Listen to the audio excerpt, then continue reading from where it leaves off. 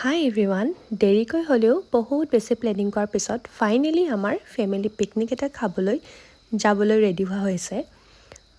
Planning মানে বহুত বেছি দেৰিকৈ হোৱাৰ কাৰণে আমি একো বজাৰ কৰিবলৈ নাপালোঁ, গতিকে বজাৰ কৰি ল'লোঁ।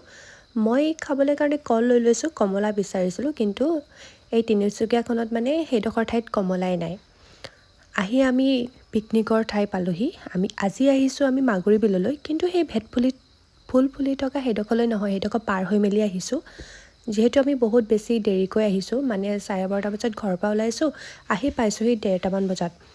গতিকে হাতে কামেতো লাগিবই লাগিব, নহ'লেতো বেলি ডুবিবই হয়।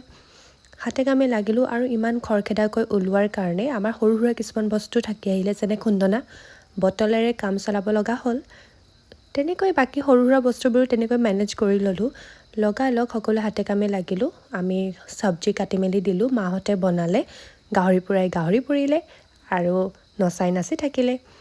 সকলোবোৰ বনাই মেলি হোৱাৰ পিছত আমি খাই মেলি ল'লোঁ, কাৰণ পিকনিক খাবলৈ আহিছোঁ যেতিয়া প্ৰথম কাম আমাৰ খোৱা। খাই মেলি ল'লোঁ আৰু ছেকেণ্ড হৈছে নাচিবতো লাগিবই।